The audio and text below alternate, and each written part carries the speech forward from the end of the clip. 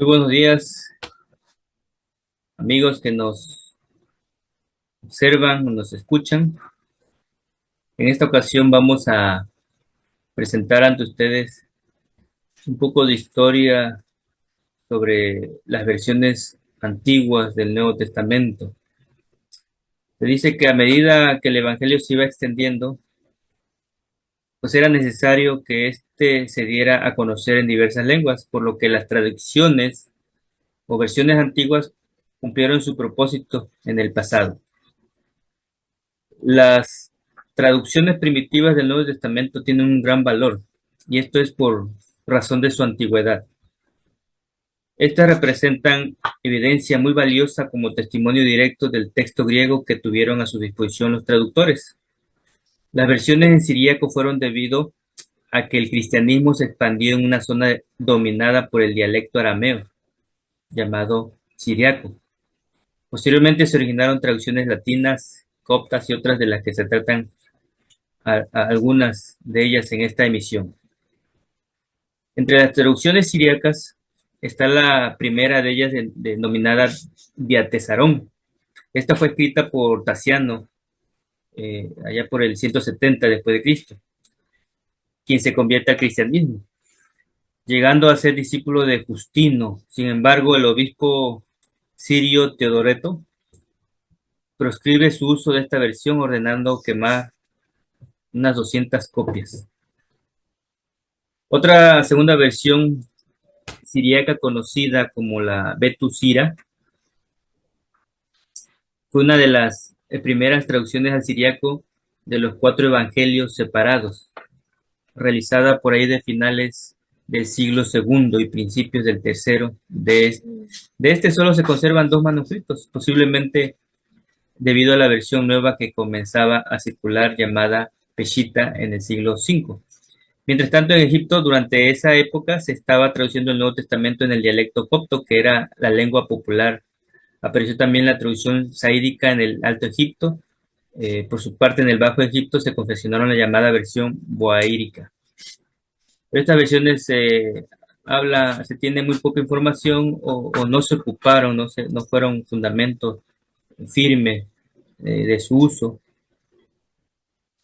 También se menciona eh, la versión peshita, que se significa extendida, simple, eh, su concepción o vulgata.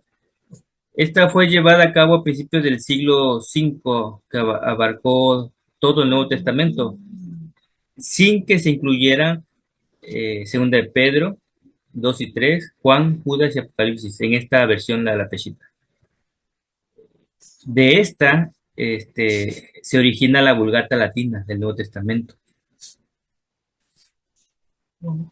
Eh, Mientras tanto, también durante esta época se dieron otras traducciones como la armenia, la etiopía, la georgina, la árabe, la persa, la paleoslava, una traducción gótica compuesta por Ulfilas en el siglo IV, de cuyo testimonio más famoso es el Codex Argentus. De la versión filoxena, definida así por la iniciativa tomada por el obispo Filoxeno, atribuido a Policarpo la terminación de la traducción en una traducción más literal del Nuevo Testamento griego. Aquí se incluyeron el total de los libros del canon bíblico, por ahí del 508. De esta versión no se conservan manuscritos, solo tienen referencias hechas por autores. Otra versión, también siriaca, fue la versión heraclense, concluida en el 616 por Heraclea. Una versión muy literal del Nuevo Testamento griego. Este traductor buscaba acercar las traducciones siriacas al griego. De estas se cuentan con manuscritos con muchas notaciones marginales, incluyendo signos diacríticos y lecturas variantes. Lo que se dice es que la teoría de Tomás fue de que Tomás llevó a cabo una revisión de la versión de Filoxeno, por lo que se dice que debió haber añadido lecturas variantes en el margen. La última versión en lengua aramea que se aborda es la Siro-Palestina. Es un testimonio en 3 copias de los siglos XI y XII. siendo esta lengua hablada por los cristianos de Palestina. Esta versión la sitúan en el siglo V, al igual que la Peshitta y la Betu Sira. Respecto a las traducciones latinas, se logra confeccionar en el siglo II entre los que se encuentra en la Vetus latina, de las que el obispo Damaso de Roma ordenó a San Jerónimo ejecutar una revisión de esas versiones más antiguas realizadas, realizando una nueva traducción del Antiguo Testamento, partiendo del texto original. Y la traducción del Nuevo Testamento fue realizada basada en los mejores testimonios de la antigua tradición latina, llegando a ser conocida esta traducción como la Vulgata.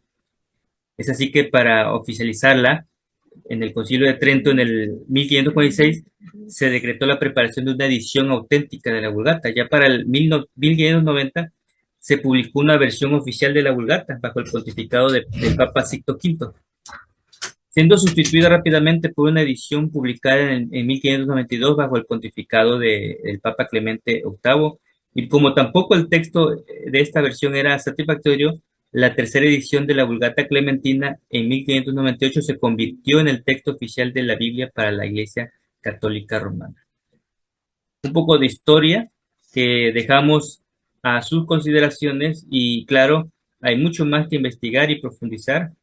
Agradecemos sus atenciones y esperamos esta información pueda servirles como antecedentes históricos de la transcripción de la palabra de Dios y cómo llegó hasta nuestros tiempos. Gracias.